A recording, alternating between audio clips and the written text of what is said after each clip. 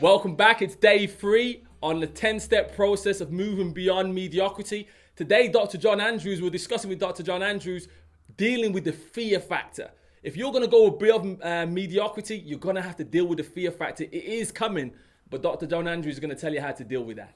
If, for example, you've got any insecurities, if you're not sure about yourself, what fear does is magnify the insecurity. Right. Oh, okay. So, like when everything's going great, you're sort of managing your insecurity. It's okay. Yeah. You're cool with it all because the sun's shining, the car's in fifth gear going down the motorway, and everything's fine. Yeah. It's when you hit the wall, or something goes bad, or you're faced with a fearful prospect. Suddenly, anything that's loose inside me, anything that's not locked down, gets challenged. It gets pushed around. It gets magnified. Yeah. So, in my experiences, when I've become afraid, it has magnified my insecurity. It's magnified my sense of weakness. Yeah.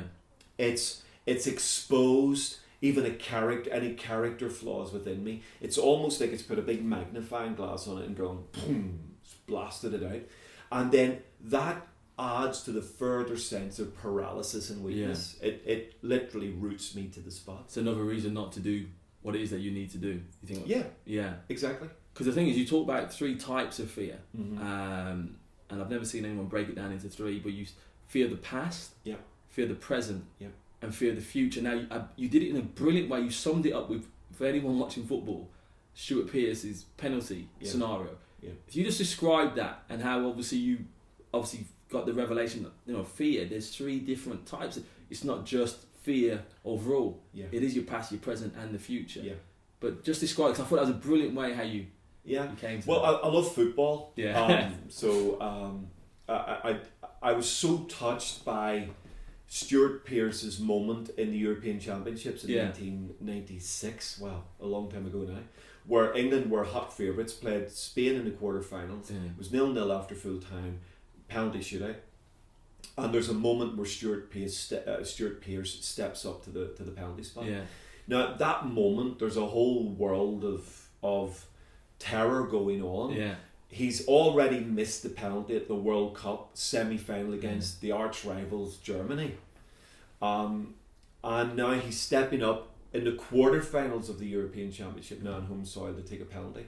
So at that moment, I was so amazed. I was watching it, mesmerised, and then of course he scored. Yeah. And what came out was this explosion. If you've ever seen the footage, the veins are sticking out. He's screaming. The language is unrepeatable. Yes. And he's sort of screaming at the crowd. Yeah. And because what's been released at that moment is he's just put the past to death. Yeah. By doing something in the present that now releases his future. So awesome. In the past, he's known as the guy who missed the penalty in the semi-final of the World Cup.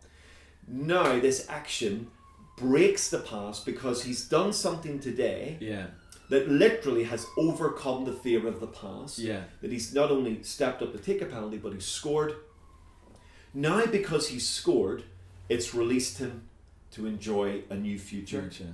Because he's broken the fear. Yeah. And I don't know what he went through when he walked up to that penalty spot, but I just have to imagine his heart must have been bouncing out of his chest. The whole world watching. His mouth was dry. Yeah. Imagine the prospect. What if I miss this penalty again? Yeah. He'll be forever known as the man who choked twice for England. The fact is, he had the courage to shoot and score. Yeah. It demolished the past. So it broke the fear of the past because he overcome the fear of the present, which then actually released him to a brand new future. And I think that's where fear lurks. It lurks in things we've done, which hamper things we do, which stop us from things we might do. So one of the words that you used is courage. Because because people say, okay, I love the analogy, brilliant. What do I need to do then? And the word that you use, courage, at some point you're going to have courage to overcome whatever it is that you failed in the past, to deal with the present, so you can do what you need to do, which will then take away any fears of the future. So would you say that's the word that... Yeah, I would. And obviously courage is not the absence of fear. Yeah. Courage is not the absence is of when you don't want to go into battle, but you do. Courage is when you're told you have cancer, but you don't give up living. Yeah. Courage is when you know that actually you've no chance of getting this job, but you apply anyway. Yeah. Because you're willing to face the fear. And the Bible shows us people who don't ignore fear. Yeah. They face fear. So courage is not the absence of fear. Courage is the presence of fear, but you still do the right thing anyway. That's courage. And there are people demonstrating multiple levels of courage every single day. They'll never get a medal for it. They'll never get an award for it. They'll never be on a television program. Yeah. But every day they're facing facts that want to keep them small, and every day they're making decisions to press on. Yeah. That's courage. And courage ultimately is the key to destroying fear. Fantastic. Brilliant. Okay.